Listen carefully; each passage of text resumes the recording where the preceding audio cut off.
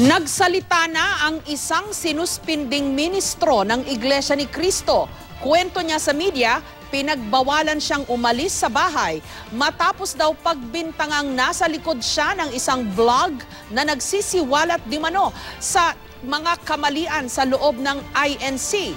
May panawagan naman ang isa pang ministro na di mano'y itiniwalag sa iglesia.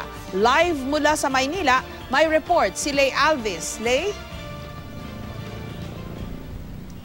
Jessica, nagpatawag nga ngayong gabi ng press conference ang isa umanong suspendidong ministro ng Iglesia ni Cristo at nagsalita tungkol sa kontrobersyang kinakaharap ngayon ng iglesia. Lumantad ngayon sa media si Isaiah Samson Jr., isang ministro ng Iglesia ni Cristo. Anya noong nakarang Huwebes, sinuspindi daw siya bilang ministro, inalis bilang editor-in-chief ng kanilang official publication at pinigilang makalabas sa kanyang bahay sa Tandangsora, Quezon City na nasa loob ng residential compound na pag-aari ng INC. Doon ako sa bahay, pinagbawalan na akong makipag-usap kahit kanino, pati ang aking asawa, hindi kami pwedeng mag-grocery, hindi kami pwedeng makipag-usap kahit kanino, hindi kami pwedeng dalawin ng kahit na sino. Pinagbintangan daw siya na siya raw ang isang Antonio Evangelista na nasa likod ng isang blog na nagsisiwala tungkol sa umunoy kamalian sa loob ng INC. Kagabi ay sinabihan daw siyang ipapa-interview siya at sasabihin niyang di totoo ang sinasabi ng mag-inang Angel at Tenny Manalo na in-upload sa internet. Pumayag daw siya kunwari. Nagawa lang daw nilang makatakas ng kanyang asawa at anak kaninang umaga nang ipagpilitan niyang siya ay sasamba. Paniwala ni Samson, may nangyari din sa di bababa sa 10 pang ibang ministro. Kung sa akin nagawa nila yon, bakit hindi nila magagawa doon sa mga kasama kong ministro at saka mga manggagawa? Alam ko ang kanilang ginawa ay illegal detention. Okay. At ganun din ang kanilang ginawa sa iba. Meron pang kidnapping yan. Merong grave threat dyan.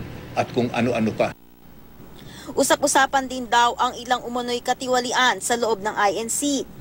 Yung mga bagay na halimbawa tungkol sa pinamamahagi nga sa lingap, okay, halimbawa ay bigas. Okay, kahit na makukuha lang yung isang sakong bigas ng halimbawa 1,700 o 1,750, ay magugulat ka na lang, ang ibinayad pala ay 1,900 o 1,950. Wala pang tugon ng pamunuan ng Iglesia ni Cristo kaugnay sa mga pahayag ni Isaiah Samson. Pero nauna na nilang pinasinungalingan ang alegasyon ng umunoy pagdukot sa mga ministro.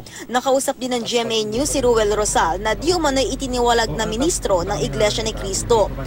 Nanawagan ito kay Ka Eduardo na isaayos ng punong ministro ang pamilya nila. Ang pakiusap namin sana lumabas siya at ayusin niya pati pamilya niya kasi nagkakagalit na sila. Ito nga.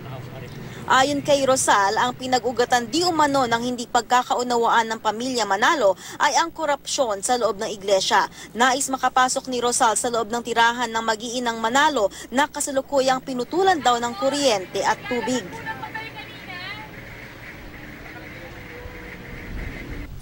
Jessica, isa rin daw nga sa mga dahilan ng paglantad sa media nitong si Isaiah Samson Jr. ay dahil sa pangamba para sa kanyang kaligtasan at ng kanyang pamilya. Jessica? Maraming salamat sa iyo, Lay Alvis. Patuloy nating tututukan ang balitang ito.